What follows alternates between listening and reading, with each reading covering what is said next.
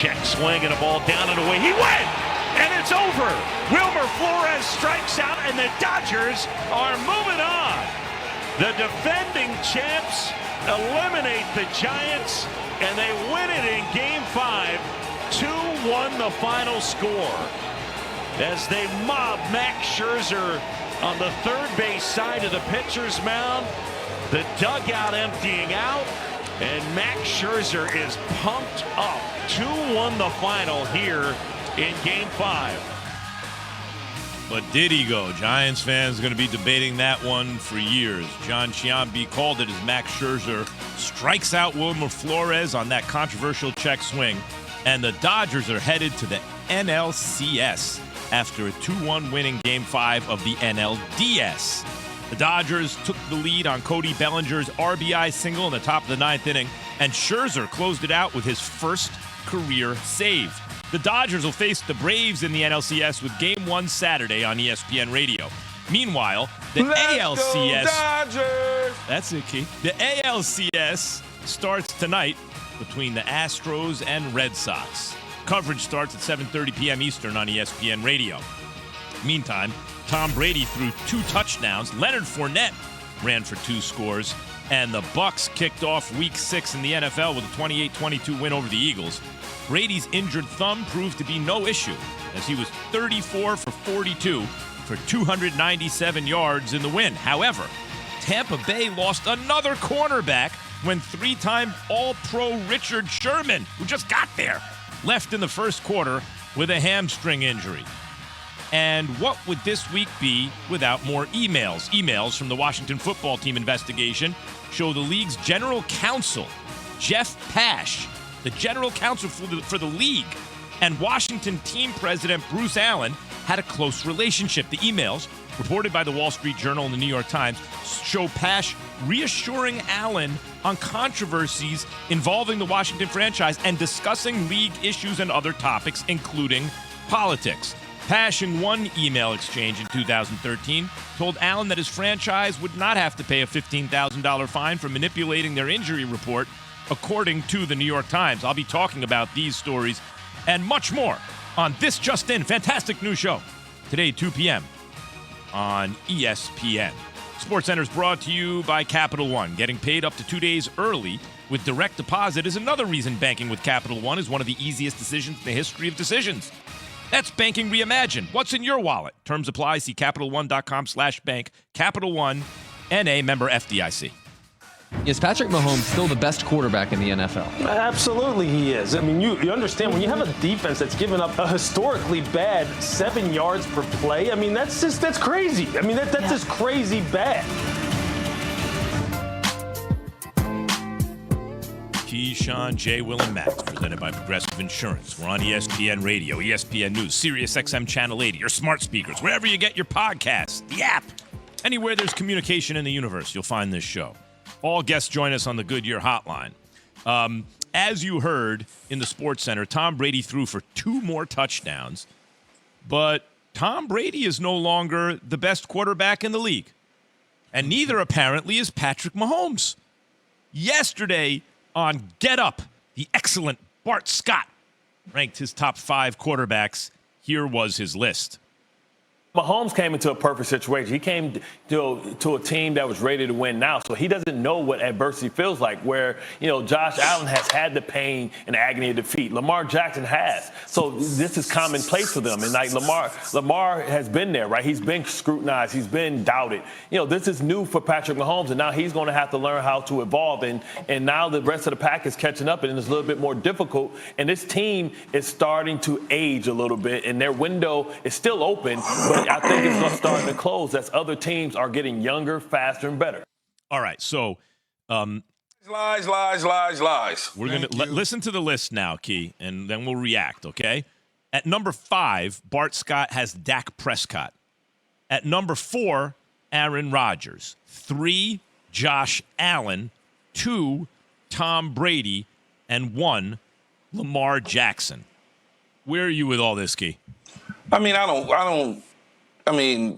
going to pick his list apart based on 1 through 5 or 5 through 1. I mean, all those quarterbacks are interchangeable for the most part, but Look, man, Patrick Mahomes is not on the list. I don't think any quarterback list that's out there is legit if Patrick Mahomes is not on it.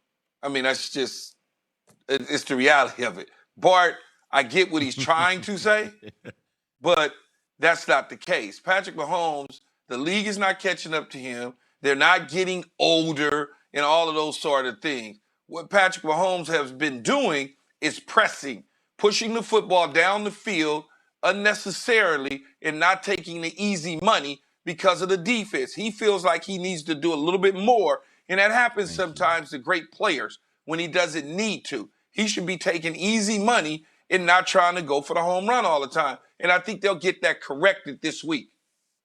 Facts. Thank you, Key. Thank you. Like overcompensating for the second worst defense in the league with yards allowed per game. Dead last in points allowed per game, 32.6. That's what he's compensating for, their defense and the points they give up per game. He leads the league in touchdowns, man. He leads the league in touchdowns. And then people say, well, he already has 6 turnovers in the first 5 games. He had that only an entire season last year. Well, man, 2 of the balls were tipped. One of the balls, let's put that into perspective. There's not a huge drop-off. I just, when we get into this thing, and I love Bart. Bart's my boy. Bart also was having beef with Marquise Hollywood Brown yesterday. I don't know if y'all saw it about top receivers. He goes at people, and I get it. But to say that Patrick Mahomes, the rest of the league has caught up to him. Let me tell you why. No, that's not right. That's not right at all. Let me tell you why I think it is right, but for different reasons. It's not that defenses have figured Patrick Mahomes out, or it's not even that he's not playing exceptionally well. It's that it used to be, I thought, Mahomes and Rodgers were in their own category, right? And then but they were almost like not just an issue of degree, it's an issue of kind. They were a different kind of quarterback, Mahomes and Rodgers. And then you could list guys after them, kind of in the next category. But in the AFC, just let's take the AFC, Lamar has gotten better. Justin Herbert has improbably gotten better because, I know, he was a rookie, but he was so good against pressure last year. And Justin Herbert is just fantastic. Obviously, Josh Allen has taken yet another step. So when he says catching up, guys, the way I hear it or the way I see it is the gap between Mahomes and the other quarterbacks in the AFC has shrunk. But not that Mahomes is any worse. But why does he have Mahomes not on his list? Well, if you're talking about that gap has shrunk, okay. Bart has his own reasons for having his list. I don't know. I'm just saying, Key J, I do see a league catching up, not defenses, other quarterbacks narrowing the gap, closing the gap between them and him. It's not one person out there that would take Josh Allen over Patrick Mahomes. And I am not one of them either. There's not one person out there that would do that. Would you take Justin Herbert? No. No. Lamar Jackson? Lamar Jackson over Patrick Mahomes? I would not, but what I'm saying, Key, depending on what it is that I'm trying to do from an offensive standpoint. But what I'm saying is, before this year, if you ask me any quarterback, I'm like, Mahomes. Ask me a question about Mahomes. But now I got to stop and think for a second. But you're still saying Mahomes, though. At the end of the day, you're still saying Mahomes. Oh, Mahomes is my number 1 guy. And you know who my number 2 guy is? Still Aaron Rodgers. And it's close between those two. But when I look at Lamar, even Kyler this year, Josh Allen, there's 4 Herbert. quarterbacks. There's 4 quarterbacks in a certain category. And then everybody else is whatever. But there's Patrick Mahomes, Aaron Rodgers, Dak Prescott, and Tom Brady are in a little sidebar on their own. And so you put Dak there. Excuse me? He's always there now. He's always been there for me. He just needed to continue to stay healthy and continue to play. He's been in that box. The thing is, he just doesn't have a championship yet. But as far as quarterbacking, oh man, he's right there with those dudes, 100% with him. That's why the Dallas Cowboys paid him the amount of money that they paid him, and that's why he's doing what he's doing this year. What about Lamar Jackson? Because Bart had him number 1, and Lamar is the MVP to me so far. He's just Lamar's in a different. It's like Tyreek Hill. Tyreek Hill is not a receiver. He's in a different box. He got his own box with all the flowers and everything and his own meal. You know what I'm saying? He is not in business class. He sits in first class all by himself while everybody else is in business class at the position. I get it. Doesn't mean that they don't get to lay down.